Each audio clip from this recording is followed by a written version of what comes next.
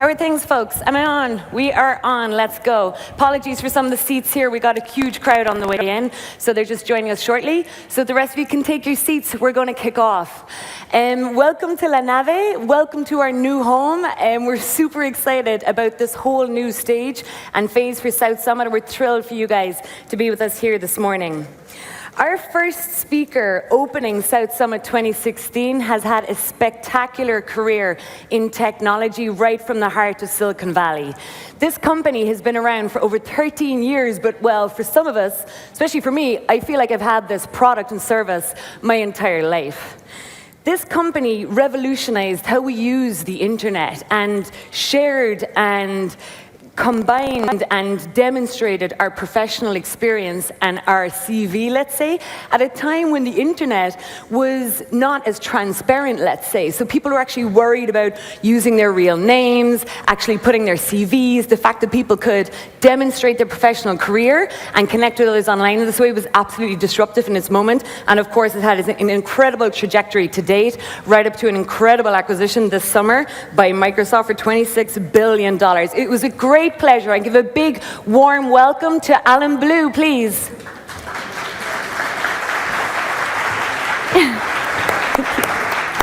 Thanks. Oh, you want to grab a seat here? Good to see you. Nice to you too. Thank you so much for being here. Right, we'll get settled in here. I'll get you a little drink going. Sounds good. Alan, welcome to Madrid. Thank you. I believe it's your first visit. It is my first visit. I've been here for 2 whole days. So far, so good? So far, so good. I got a chance to go to Toledo, got a chance to wander around the city. Nice. It's been fantastic. Nice. So you don't realize Toledo's an older city even than Madrid? Yeah, so I heard. Yeah, so I'm not any expert in Spanish culture. A lot of people in the audience will help me on this one. But apparently the Spanish court moved, right? So Toledo was one of the religious hubs and the kind of the city center there, and it moved. And about 400 or 500 years ago, they said, right, we're going to put the capital city. We need a stable zone. 500 years ago, right in the middle of the country, which It's I an think amazing story. Great sense, right? So it's easy to move around. Alan, congratulations this summer. Oh, It's an incredible new phase, let's say, for LinkedIn, and what an incredible journey. Such an exciting company, and I think has grown so quickly and penetrated people's lives and how they use the internet in a really important way over many, many years. But how did this all begin? Can you take us back to the beginning? Sure. You know, where did the idea come from? Who were you with at the time? How did you build the early team? Yeah, it's so LinkedIn is actually my third startup, my third young company. I actually got into tech in 1997, and I started at a dating site, one of the early dating sites. It was called relationships.com. We learned a lot there about how people represent themselves online. And then I went to PayPal for a while, learned there a lot about viral spread and about how businesses grow effectively. But then Reid Hoffman, who's my co-founder at LinkedIn, gave me a call, and he wanted to talk about an idea he had. And that idea was based on the things we learned in the early days of doing startups in Silicon Valley. It turns out that the way you actually get things done in Silicon Valley is you count on the people you know, the people you've worked with before. You're always calling on the people who are nearby you to be successful. So we thought that taking some of the things we had learned from the dating site about how people represent themselves and taking some of the things from PayPal about how products can spread virally, that we might be able to put all that together and create what was effectively the world's first professional network, which then would allow any professional in the world to do the same thing we do in the Valley, which is call on people and help people to basically work together on a regular basis to be successful in business. Excellent, in a far more structured way, right? So as you would do normally networking and bring out your calling card, you're finally able to do that digitally now. And it's something you never had before. So before the world of social networks, it was impossible to know who your friends knew. But once you actually get all that into a network, it's actually possible very quickly to see who out there knows what you need and who can make that introduction for you. Yeah. It's a brand new thing. Awesome. I mean, we always had the 1 degree of separation in Ireland, right? but you guys have brought that to the digital sphere, which is absolutely amazing. Did you find reluctance from users early on to actually, to cross that chasm of, honestly representing what they were doing or where they were in their career or putting on that professional picture, I guess? We did. We actually had some issues with individuals unsure whether it was a good thing or not. We had a lot of issues with companies unsure whether it was a good idea or not. But we actually had a very interesting group of people, and I think this is sort of a key piece that we learned in the early days of LinkedIn, which I think is probably true of all startups. There was a set of people who came in and used LinkedIn at the very beginning who we did not expect. We had thought about people like ourselves, people in Silicon Valley, people who had our own attitudes towards networking. And that was actually not the people who came in and used the product originally. The people who came in and used the product were, I guess we call them sort of traditional networkers. And they came in and they invited thousands and thousands of people into the network. They were actually responsible for a large part of our original growth. So I guess the takeaway from that is, never ignore your early adopters. Never ignore that set of people who love your product just for what it is, because they can help you make it successful. That's awesome. And they weren't your originally assumed kind of power user early on? They were not. We didn't even think about them, but they were vital. Sure. And how did you manage to, I suppose, leverage that growth then and actually build it wider to other type of segments and even other geographies, I guess? Well, it's really interesting. So one of the things about growing virally is that, I guess I would say two things about it. So the first one is that viral growth is kind of like it's kind of like a gun you can't aim. So basically you sort of pull the trigger and it kind of goes everywhere all at once. So it's very difficult to be segment oriented or to focus on a specific audience when that's what your growth pattern actually is. The reason virality mattered for LinkedIn, there were two reasons. First one was that if people connected to other people, they were going to leave a network behind them. And that's what we were trying to build in the first place. The second thing was a lesson learned from the early days of the web. And this isn't going to come as a surprise to anybody in the audience, but in 2002, which is when we first started talking about LinkedIn, we were just finishing the end of the dot-com bubble bursting. And a lot of the companies which had been founded in the first wave of internet companies were actually failures because the cost of acquisition of new customers was so high. So we chose a viral path to grow because we knew that would actually be a cheap way to get to scale, because we didn't have to advertise to attract those customers to join LinkedIn. So we counted on people to invite whoever they could possibly invite. The second thing I'll say about growth and virality is this. When we actually started the company, we actually grew far more slowly than we thought we were going to. And the reason we grew so slowly was that a lot of people had a hard time understanding what LinkedIn was for. And I think that's still the case for a lot of people who don't quite know what it's for. However, you look at a company like Facebook, which basically grew so quickly, just rocket launching off the pad. And the reason was the value was completely obvious from day one. You get connected to a friend and you talk to a friend, and that's a great thing all by itself. So one of the key things about making virality work and growing really effectively is to make sure that your users can identify what's valuable about the system that you actually created. So that's actually our main area of concentration at LinkedIn right now, which is making sure that people really understand what that value is, because that value leads to growth, that value leads to business, that value leads to revenue, that value leads to basically all the things we want to build. Sure. And I mean, today, just hopping forward a little bit, when a product evolves as much as it has and the user base expands, and I guess, I don't know, I guess you're getting a lot of innovation from the user base itself and how people are using the product. How do you manage to stay relevant, say to early adopters and power users whose needs are probably evolving too and getting more sophisticated, and at the same time enter like emerging markets and different geographies where people are literally, getting their first digital type CV, right? Because they're just coming online, etc. Probably a big different range of needs there.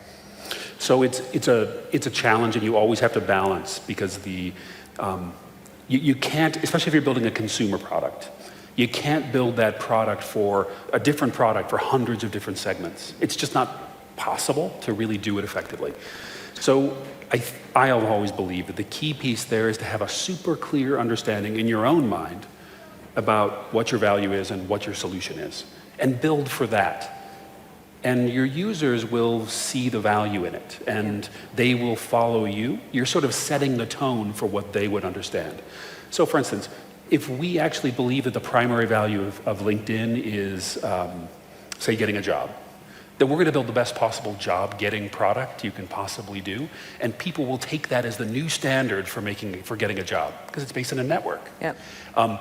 If, however, we try to create 10 different ways of getting a job, not only is that just impossible to manage, it means that users will be confused because they won't even know where to go. It'll be different, it'll be too different for them. So it's too important to actually have a vision for where you really want to go, and then stick with it and deliver the best you possibly can on that thing. Lots of discipline required in that one, I guess, as well. Lots of discipline required. Sure. And again, I suppose when you started to see the product really kind of take off and people really engage with it, did you conscientiously then take it overseas, or was it just that people were more internationally networked, or jobs were more mobile, or people were moving around the world looking for different career opportunities? How was that kind of organic or planned, or how did that emerge? It wasn't actually planned. So the funny thing is that LinkedIn was, after 24 hours of operation, after we launched, LinkedIn was 50% Japanese and 50% US. Wow. And the reason is that one of the guys who we invited, Reid Hoffman invited in the early days, was a guy called Joey Ito, who is a venture capitalist in Japan at the time. He now runs the MIT Media Lab. And we invited him, and he immediately invited all of his Japanese venture capital friends.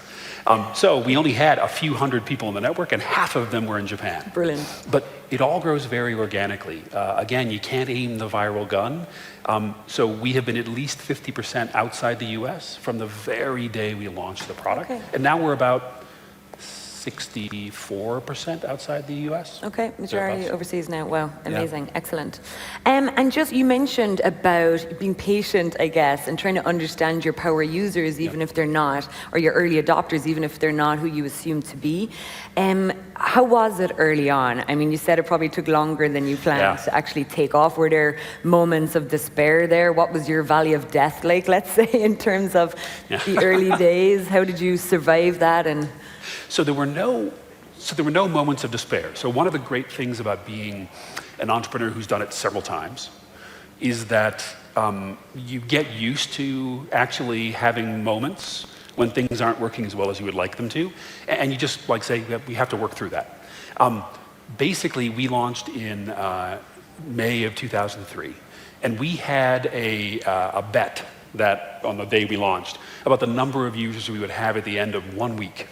And we guessed Reid guessed we would have 10,000 users, and I guessed we'd have 5,000 users. The guy who won the bet was the guy who guessed 2,000 users, because we only had 1,700 at the end of the first week. And then our growth slowed way down after that point. But here's the lesson we took away from it. That moment of actually having suddenly our expectations around growth dashed gave us an opportunity to sort of step back and say, what's the most important thing we possibly need to get done? It turns out, at least in my experience, that when you're a small company, when you're a tiny company, we were 10 people at the time, 12 people at the time. When you're a tiny company, the most important thing you can possibly do is pick the one problem you need to solve and stay with it. And that one problem for us was, how are we going to grow the network? So we literally set everything else we were doing aside. We set aside all of our revenue opportunities. We set aside all of the other products we had in mind. We set aside our thinking about financing. We set everything aside in order to concentrate on that one single thing. And that's really what allowed us to work our way through the first couple of years, get to a couple of million people, because we were maniacally focused on one thing. And how did you structure that? I mean, was that a key metric? Was that onboarding? Was that engagement? So we did all kinds of things. We knew what the thing we wanted to achieve was. We wanted people joining the network, filling out a profile, inviting other people. So in that time, we developed, 5 or 6 what are now industry standard products. The best known is something we call People You May Know. It's a kind of internal algorithm which says, hey, here are people who are already in the LinkedIn network who you're likely to know. We developed those things along with address book uploading and thousands of experiments on invitations and so forth, because we had one goal in mind. It was the only problem we were trying to solve. Yeah. Yeah, huge discipline again, no, to actually keep that focus. Yep, it's important. The great thing is once you actually get there, then you can expand your horizons, once you've built that core thing. And I guess your experience taught you that, no? Because I suppose you clearly understood that before you even consider financing, that you needed to have a product that was demonstrating value, I guess, no, to its users. So you mentioned that you didn't fundraise early on, that I assume you bootstrapped it in the early days, no? So can you tell us a little bit about that journey and that moment that you knew that, okay, we're onto something, we need to put fuel in the tank and take it off? So we self-financed for the first 9 months of operation, thereabouts. And the rule that we were trying to follow back in the day was we wanted to be able to show value to potential future investors. So we didn't actually go out for our round A until we had been operating in the market for about 3 months. So we actually had some early data which indicated what we could possibly be. It wasn't very much data, but it was enough data that we could go talk to a venture capitalist. And we ended up talking to Sequoia Capital in the Bay Area. But we had a little bit of data we could take to those venture capitalists, and it mattered a lot. That's actually kind of standard operating procedure now, but back in the day, people would make their pitches to VCs before they had a product in market. So they had no pitch, they had no information, apart from just like hope for what they might actually be able to do. Wow. So that was learned from experience, for sure. Sure. And was it a difficult environment at that point then, after a crash, or were things starting to show green roots again? And it was a difficult environment, probably in 2001 and 2002. It was a very difficult environment. By the time we got to 2003, interest was beginning to pick up again a little bit in investing in consumer internet. Because there was a time there when people in Silicon Valley weren't even sure the consumer internet was a thing. We never thought that, but... And what about social networking then? That just must have been double Dutch. So the social network, there was one out there which was growing really fast. People may or may not remember Friendster. Yeah. So Friendster, it was the very first social network, and if they had not been destroyed by their own success, they would be Facebook today. Yeah. Incredible, right? It's amazing how things, can flame out as well, but Silicon Valley is a magic place in that sense. I think it's quite exciting. So as you kind of fuel in the tank, ready to go, products working, A-list investors behind you, I mean, how did the founding team feel about, scaling the company at that point from a human resource perspective? Yeah. I mean, you guys have been working together, you long-term relationships, existing relationships, have been through a lot together. How, did you consciously think about values or culture or who you were going to hire at that point, or how did you expand your own network in terms of the team then? So the interesting thing is we didn't think about it. When you are a very small company, when you're 25 people working in a room or whatever, the need, at least we have found, that the need to express and articulate your values, your culture as a company, actually isn't that great. So last year about this time, Reid and myself and John Lilly, who's one of Reid's colleagues at Greylock, we taught a course at Stanford, which is called Blitzscaling, and we talked about how the various components of the business change throughout the company's history. At the very beginning, when you're tiny, you don't actually need to think about company culture. But once you get past that famous Dunbar number, if people know what the Dunbar number is, it's 150, roughly the number of people you can sort of keep in your head, that's when you need to start thinking about writing down your company culture. So we knew that we needed to be able to grow quickly. We knew that we weren't prepared to do it because we didn't have that culture and values. We didn't have those things established yet. This was in 2009. We hired Jeff Weiner, who's our current CEO. And his first job was to come in and prepare us for that hypergrowth. So he came in, we were 300 employees, and 340. And he wrote down our company culture. He wrote down our values. He articulated our strategy really for the first time, all stuff that we all understood, but we had never written down. Yeah. And then every year after that, we doubled in size as a company. So 600, then 1,200, then 2,400, and so forth, until we got to about 10,000, which is where LinkedIn is today. Sure, incredible. And in 2009, was there any like competitive atmosphere in terms of hiring? I mean, Silicon Valley today seems to be really intense, and that's like actually, you know, rippling across the world, even in London and parts of Europe as well. I think we're still pretty lucky here. It's one of the big like selling points in Spain is that there's incredible talent actually available. But how was that in 2009? Was that an issue? So in 2009, it was becoming an issue. In 2009, our primary competitors for hiring engineers were Twitter and Facebook, and there was relatively well-established companies, Google, obviously, relatively well-established companies. Now, our primary competition, in addition to those big companies, all of whom are consuming engineers as quickly as possible, our primary competition now is startups, because Silicon Valley is once again filled with thousands of startups. And there are a lot of people who want to get in early on a company. They want to participate from the very beginning. So the thing that we compete on is that company culture that Jeff Weiner he codified in 2009. We can't compete with some companies on comp. We can't compete with some companies in terms of technical stuff, and then people have specific technical focus. But we can compete in terms of the mission we have in the world, and we can compete on the people you're going to be working with. So it turns out to a huge competitive advantage. Excellent, yeah, brilliant. Know how that worked out, because it mightn't have been as conscious at the time, you know, not even understanding what was coming in the future, but it definitely marks your company today. I think it's well known for that, and people are excited about that. And just to touch on another area, and I was interested to hear from you about just your views for, like, most of the audience here are founders today, and there's huge activity here as well as across the world in terms of entrepreneurship and new startups being developed. In terms of opportunities for entrepreneurs today, in the space of enterprise, I mean, you guys started, I guess, as a consumer company, but it's grown so much and evolved so much. It's such a suite of products there. What are your thoughts and ideas, or what's exciting you about like enterprise technology today and the opportunities there? When we started the company, we knew eventually we would be useful in the enterprise. We didn't know quite how that was going to happen. It turned out recruiters were our first market. However, as we went along, we realized that the world of opportunity within enterprise software was actually growing rather than shrinking. So there were companies like Asana and Pivotal Tracker and so forth, which were building tools to be used within the enterprise. Those companies had the same challenges they've always had. How do you get out to a certain number of audiences? How do you build sales channels effectively?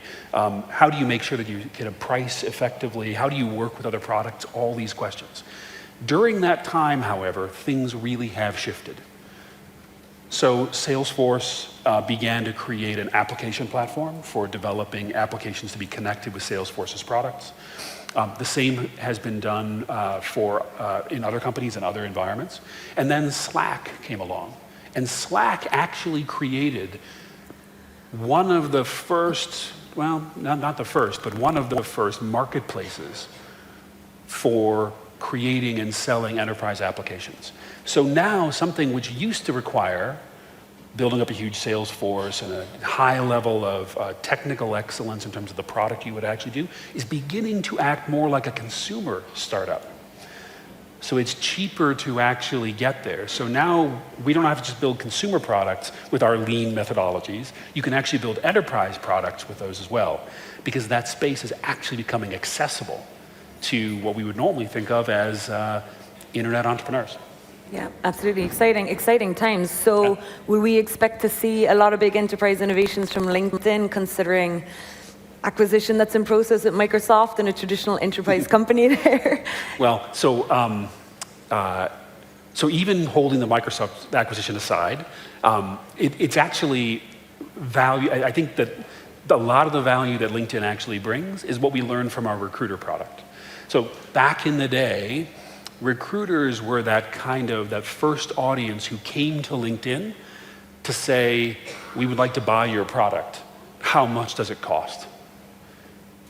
Recruiters today use LinkedIn all day long. They basically have it open on their desktop, right? But recruiters only spend a certain, recruiters are only a tiny fraction of professionals. We think it's like 0.3% of professionals actually work in recruiting and HR and so forth. So it's a tiny fragment. But over the years, we have begun to release additional products which are specific to other verticals within the enterprise. So we have a sales solutions product, we have a marketing solutions product, which are for people who do that job. We have just released a version of Lynda. We acquired a company called Lynda, which is online learning. And a gigantic opportunity for that is actually learning within the enterprise. So whether it's learning management, whatever it might be, we have a product called Lookup, which is sort of an internal directory product. So as we go along, we find more and more ways in which LinkedIn can be valuable in doing your work every day. The same way it's valuable to recruiters today. Okay. So yes is the short answer to that question. Excellent, excellent. And I suppose, 13 plus years seems long to a startup, but it's really, really short for a large company, right? And the potential out there. I really have no idea. It seems like a forever for a startup. I was at the dating site for 2 years, or two years and 3 months, or something like that, and it seemed like a long time.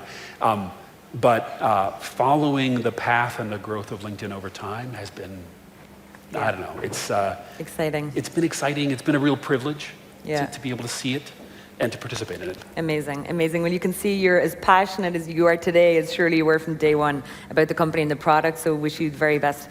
And just finally, to wrap up, people super eager here today, so thrilled to see you, to hear more about the story. Any final kind of thoughts from your extended career, the ups and downs, all the learnings that you've had for the startup community here? The community here is really starting to mature, so we're seeing some interesting technologies emerge, companies really starting to go international. So any parting thoughts for those excited and ambitious entrepreneurs here today? Sure. So one of the great things about having had the experience at LinkedIn is I spend a lot of time with startups in Silicon Valley, talking to them about how to make their companies successful. So I guess just a few things. So the first one is what I was saying earlier about focusing on one thing if you possibly can. I think one of the major sources for stress is this feeling that you've got 100 things to do, and then you have to sort of do each one of them. Truly, the right thing to do is to pick the thing which matters most, and then to make sure you've got people as part of your team who can handle all the other stuff. So at the beginning of LinkedIn, there was a guy who was kind of our jack of all trades. His name was Lee Hauer. He's now a venture capitalist in Boston, actually. And Lee came in, and he handled everything about the fundamental functioning of the business. Payroll and office space and marketing and all of that stuff. Lee did all of that. Brilliant. Allowing the rest of the company to focus only on one thing. So it was a very powerful combination. So it's absolutely worth thinking about who in your company can actually do that. So one of my biggest pieces of recommendation to startups I work with is hire a Lee Hauer. Hire somebody who can actually carry that load for you to make sure the business can continue to function while you focus. So there's that. The second thing is get help. So the lesson that we learned from the beginning of LinkedIn was nobody can possibly be successful there are some exceptions, but no one will be successful without being able to draw on the knowledge of the people who are right around you. So it doesn't mean reaching out to strangers. It means taking advantage of every single person around you who you know, whose opinion you trust, to help make sure your product can be successful. So at the beginning of LinkedIn, those people were in the form of our angel investors. So we basically, we knew all of our angel investors originally. They all put money in, and then they would come in and test our product. We would have them come in and sit down in front of the product and actually test it. We took the product out in front of so many people to ask them what they thought of it. And these are people we knew. Excellent, yeah. Those things, those opportunities to take advantage of the brains around you is completely essential to being successful. Excellent, excellent, spot on. Instead of like tinkering away at home, trying to perfect it, just getting out and getting feedback. And remember, when you're running a startup, most of the knowledge about how to be successful in business is outside your company. So you got to take advantage of it because you're only 5 people or however many people, and chances are you can't answer every question. Yeah. So having that network of people who can help you navigate that is I think really the only, it's not the only sure way to go, but it sure makes it easier. Excellent. Alan Blue, thank you so much. Just want to wish you very well in this next stage of the journey of LinkedIn. Thanks. And we'll be following it feverishly from here in Madrid. Thank you so much for being with us. Yes, thank you. Cheers. Thanks so much. Excellent. Cheers.